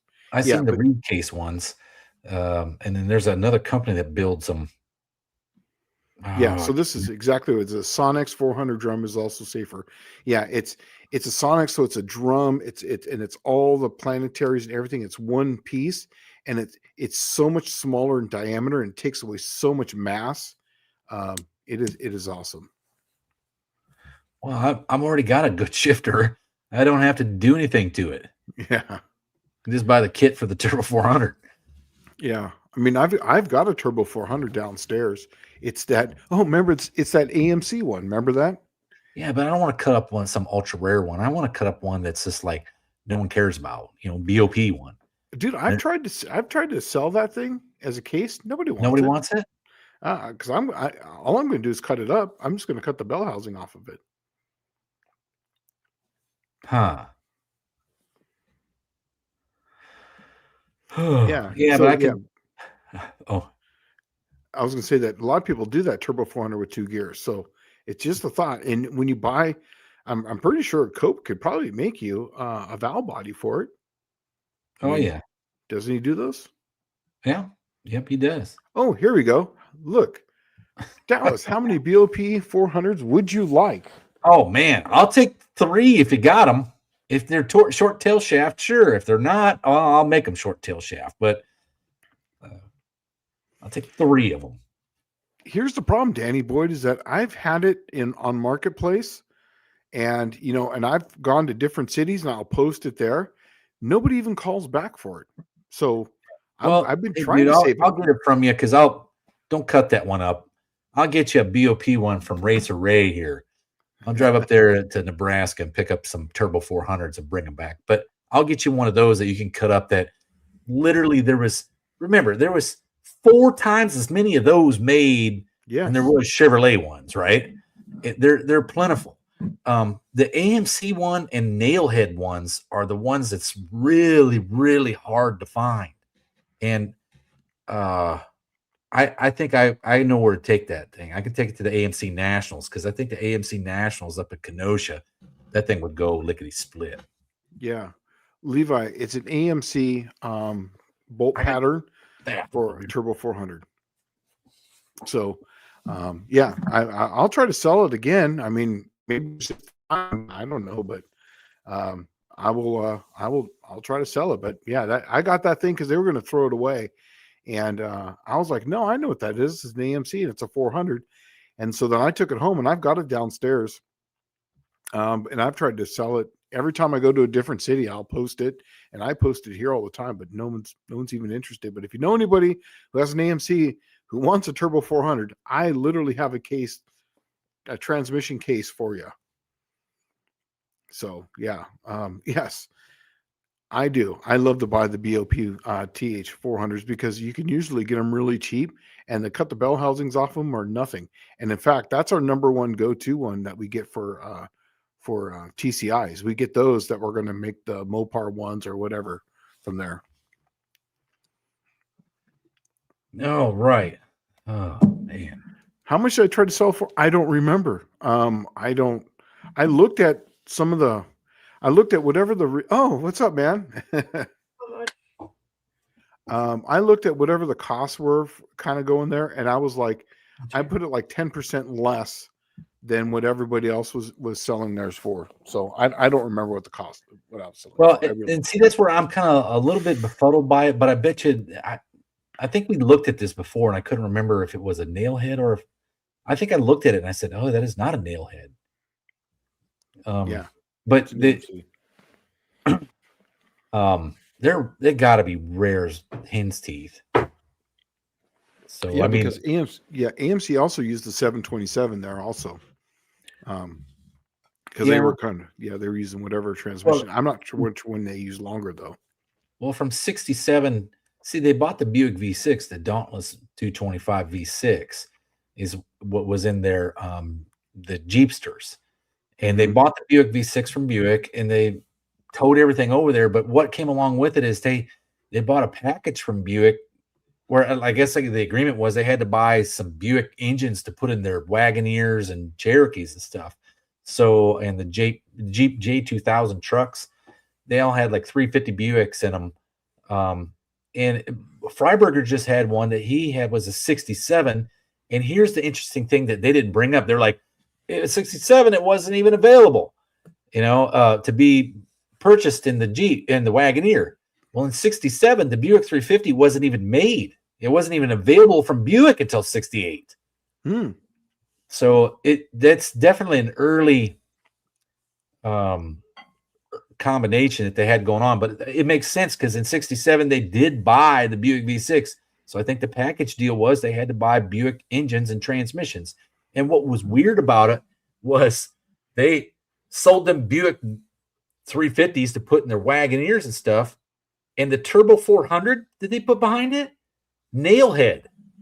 And it's got like a 1-inch adapter that goes from BOP to nail head Turbo 400. And then this super thick flex plate. It was such an odd thing. I don't know why they did that, but I guess it's just because they were no longer using that nail head bolt pattern. So they just dumped the Turbo 400s on. But see, it's also the same Turbo 400s that they sold to Rolls-Royce and Jaguar. All those guys had the same Turbo 400.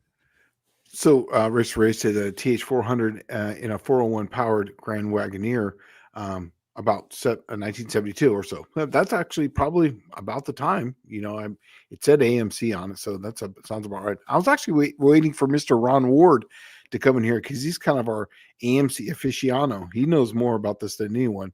I was going to ask him kind of what year it would be for something like that. And then is there anyone in the Triple Crown who wants to run AMC and they need a 400 transmission? I've got one. Dylan Levi's here saying that cores go for $300 around here in general. Doesn't matter if it's BOP, AMC, or Chevy. Generally, the Chevrolet ones actually sell for higher because there's less of those than anything else, really. Yeah. I could tell you around here that in this area, we buy our cores or Chevy Turbo 400 cores for about $600 or $700. That's what I was thinking. It's usually the core. Yeah, and then that's the core, and then a BOP one is usually right around $300. And AMC ones usually sell for like $1,500. Now, this is not a full transmission. This is just a case. There's no internals on this at all.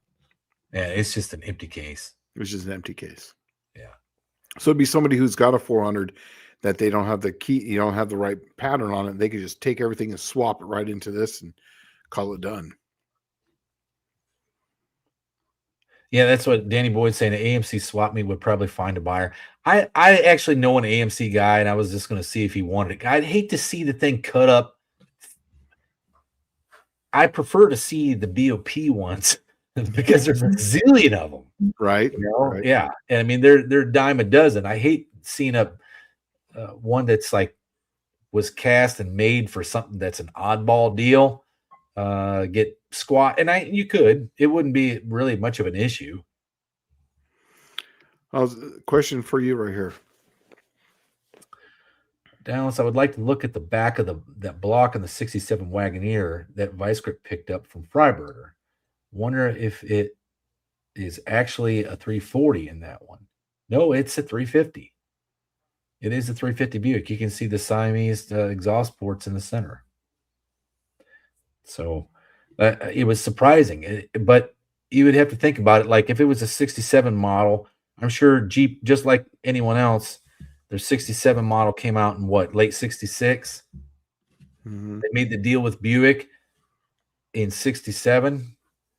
Or it could have been, I guess, as early as early 66 or late 66. But I bet that was pre-production Buick 350s, and they were going to put them in the Jeeps to let them figure out what the main problems were. I think that's what it was.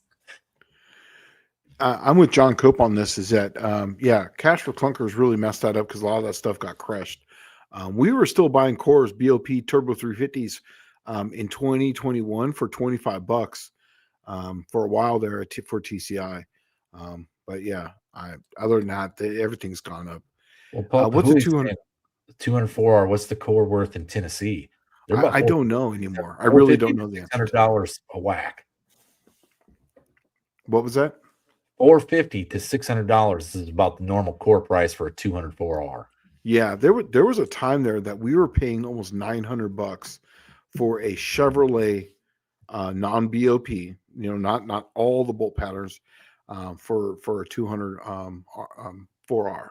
But then the BOP ones we could get really cheap. They're not. It has all the bolt patterns. It's a multi-pattern bell housing.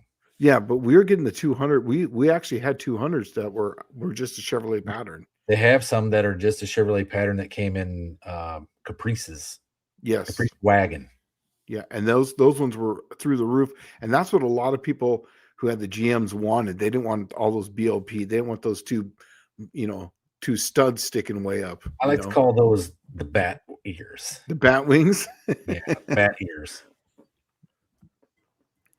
I'm with you on this one. The longer I keep, the more valuable my inventory is. I'm with you, but I got to tell you that I just recently I think I just got rid of my very last LA core engine that I had laying around. So I literally have only one more LA engine, and then after that, no more LAs. It's going to be Slant 6 and Gen 3 Hemis, and that's it. Yeah, see, I liked having the big inventory of stuff. That was my dad. My dad was the big inventory guy. The downside to it was when my dad died, I had 3 garages to clean out, right? And there was so much stuff left for me to just get rid of. And here I am with a 2-car garage. Yeah. Right. I had so much stuff. I didn't know what to do with it all. I made, I think, 9 trips to Illinois to pick all that stuff up. And oh my gosh, it just ate me up on money. Yeah. This is actually probably the best thing here. Levi's backyard garage. I'm starting to think there's empty space has value. I agree with that. When I got here, I had a very empty garage and everything. And then I started accumulating a bunch. Oh, you're into Slant 6s, man. I got this over here. So I just started picking them up. I got some from Uncle Tony's garage. I got them from all these people around here. And then all of a sudden I'm just like, whoa, wait a second here. I don't have any more room to put anything. And now things are starting to encroach into pathways. I'm like, yeah, we're gonna start getting rid of some stuff. Well, so and this is bringing up so Buick Smith down here says, how much does an average rebuild with upgrades on a 204R cost if you do it yourself? Here's what I've been kind of kicking around. I've done a lot of motors and build this and build that. I think I might start shifting towards transmissions, right? Turbo 400, Turbo 350, 204R. When I built a 204R in 2006, it was about $400. Bought you a lot of good stuff. I would have to say today that's probably double. I bet it's probably $800, and you got good stuff for a 204R. How much did you have in yours, Shane? Someone watches this later on. Oh, all right. I had probably with the converter. I knew your converter probably by itself was $800. Yeah.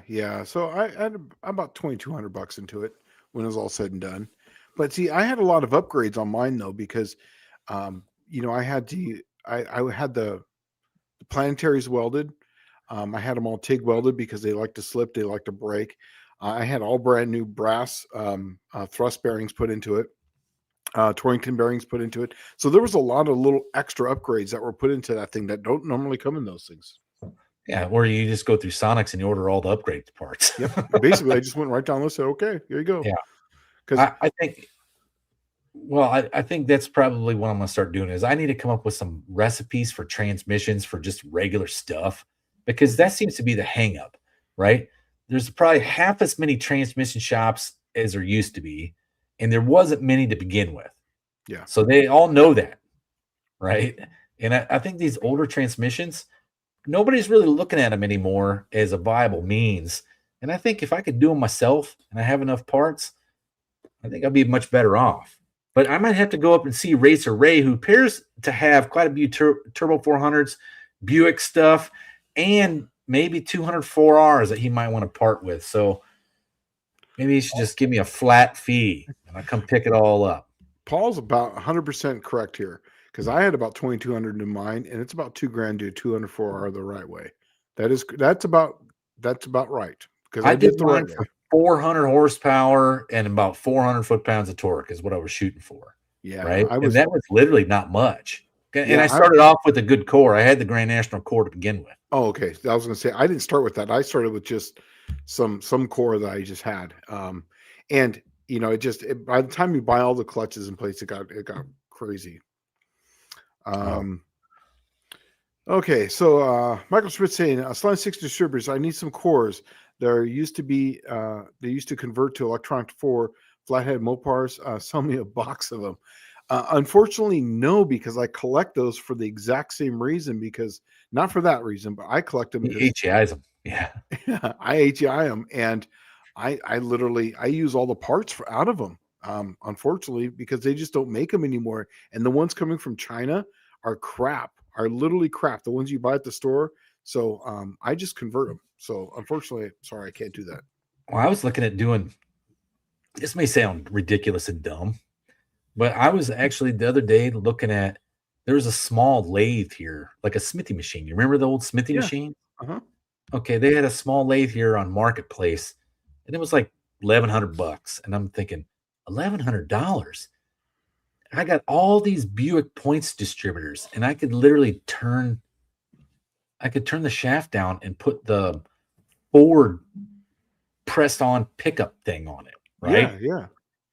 And then I could make a Buick small cap HEI and just use the external HEI, just like you were saying. You use the external heat sink and a Ford coil, and I can make a small cap HEI out of all the old Buick Points distributors. I got a zillion Points distributors that are worth nothing, right? And I figured, well, man, the case is already there, the shaft is already there.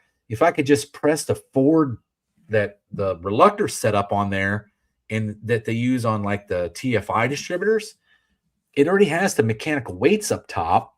Yeah. So it would work just like it normally would. Right. And so I started looking at that. And I don't know if that's even feasible, but I would like to try it out. Clint saying he's got a solution for this. He doesn't need less stuff. He just needs more space. That's logical. That's logical. Dylan likes that. But here's the thing, though, is that Dallas, I don't think there are any 204s. Oh, that's fine. Yeah. It's the last thing I need. No. So where does, I mean, you don't have to give me his address, but about what part of the country does Racer live in? He's in Nebraska. Oh, so you be coming by here. Oh yeah. Yeah. Okay. Well, that'd be a hell of a drive. That'd be like take a week off and go for a road trip. Yeah. And then just load up the trailer, probably drive up there, get a U-Haul trailer, just a big one, load it down and then pull it all back. Yeah. He says that he would love to find a tranny dyno cheap. Dude, just get an electric motor and then literally go down and find you can go down to like a surplus and just find an electronic brake. That's just a big electronic brake, and that's all it is. You get an electric motor and then a brake on the output shaft, and then just a load cell. Apply force. Actually, dude, the electronic brake you can just use from a trailer. It'll blow right through that, though. Oh, will it really? Okay. Yes, it'll blow. You got to get. We actually have one that's literally a train rotor for like a train, like a locomotive. Oh, God, huge. Yeah, and they're electronic. So it's got these electromagnets that press on it, and it all goes to a load cell. So it just puts load on it, and then the load cell gives an input, and that's how it goes. And then you can literally load it with the electric motor, since it's instant torque. You can put as much torque as you want to it at a low RPM, and then run it through its shifts. And it's really a simple deal to make one. Well, I'm thinking that, dude, I don't know. Like, I'm sure the power company would be like 440 volts for what? And I'm like running my train brake, Yeah. That's actually, it's 480 volts is what we had to run in there to run that thing. Did you really? 3-phase. Yeah. You could hear it too. You could hear the power buzzing when we load that thing down. Because the big one that we have, the Mustang dyno, that does 800 foot-pounds of torque, and so we can load that thing up to 1,000 foot-pounds of torque. Because remember, going through a converter, you're going to get a K value, you're going to get more power out of it.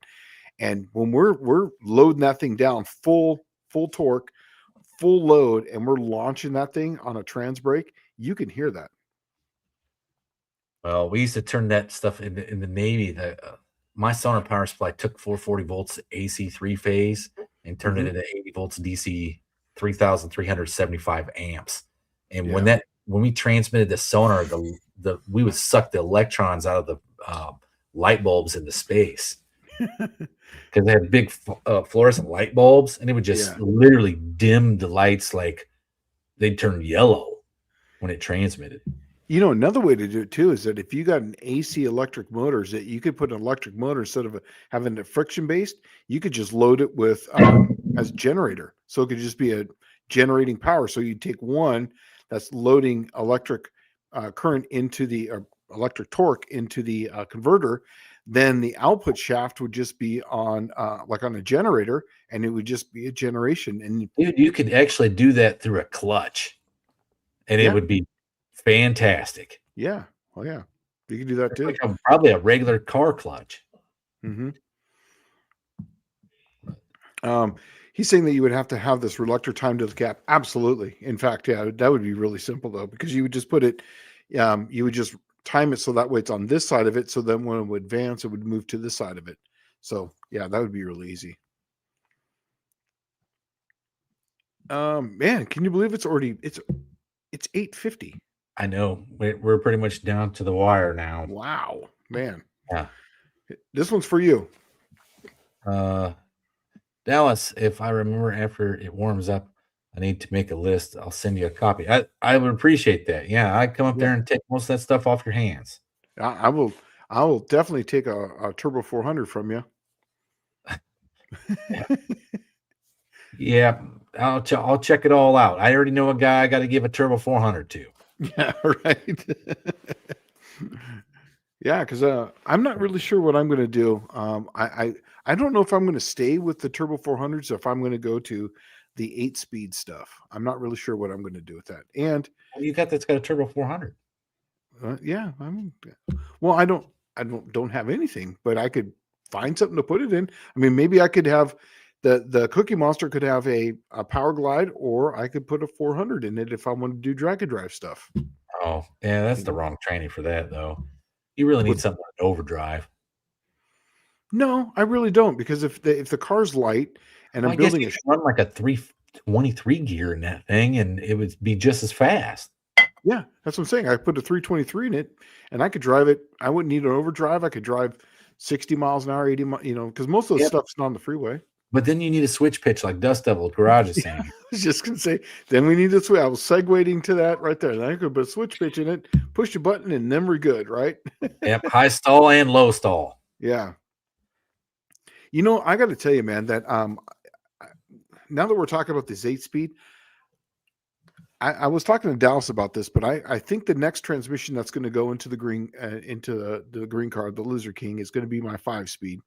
I'm going to put a manual in it, but I think the very next one after that, if I'm not happy with it, I think I'm going to put an 8-speed in that into the green car. I'll put a ZF8 HP in that thing. Why not? Have a double overdrive on it. What about you, Wyatt? What are you going to have? You want a ZF8 HP? You want just say yes. You want a switch pitch, don't you? Switch pitch, the world. Yeah, if he's learning from his old man, he's got to have a switch pitch in there. Switch pitch or pitch it in the trash. Right? Yeah. So, you were talking to me a little bit. I'll let some of this cat. You're actually making a video, aren't you? You're actually recording. Well, I'm recording for the past 2 days, I've been recording my Buick special. Yeah. So I'm going to get everybody caught up on what I'm doing there, seeing the work that I'm doing. Hopefully I'm hoping by February, I should have the motor and transmission sitting in there as to be raced. Yeah. And so that's it. That's about all I got going on at the moment. Let's see. Chris Cox, which is Fab Race Montepides, working on the center section, and it should be done like ASAP. And then I can get the rear end up in the car, and then I can get it. The last thing I need to do before I put it on the ground is put a roll cage in it, because I got everything level right now, and it's all been welded in as it's sitting. So I think it's ideal to just go ahead and put the roll cage in now, before I put it on the ground. Yeah. Clint's asking, what's the weight like on an 8-speed? It's a little heavier than a Turbo 400, but it's about the same dimensions as a Turbo 400 as far as length and stuff. Here's the beautiful thing about it is that it is how little power it takes to actually operate it. That's the beautiful thing about it. Well, that's because it doesn't have that drum and band in it. That's right. It's clutch to clutch, and how fast it shifts, and why it's so appealing to me is that I can still run my 273 gear in it because the first, second, and third gears are like 4-to-1 and whatever. So that way I won't have to have a super fast spinning drive shaft. I can have a low spinning drive shaft so my critical speed doesn't go through the roof. Hey, I was thinking about something. $1,100 over here on Marketplace. Yeah. Yeah. Is an 86 Corvette with a Doug Nash 4+1. Boom. Right? Easy 302. I own the class now. There you go. There you go. Own the class. Actually, someone out there just sent a text here. Am I working on any videos? No, I'm not. The last videos I put up was that, and I haven't even thought about that. I've taken a little break from it, and the algorithm was not going in my favor. I don't care to be YouTube famous or have a shit ton of subscribers. I don't care. But when all I'm doing is literally replying to people, and it's taking up a full-time job, just doing that, I'll take a step back just for a little while, let things calm down, and then I'll go back doing it.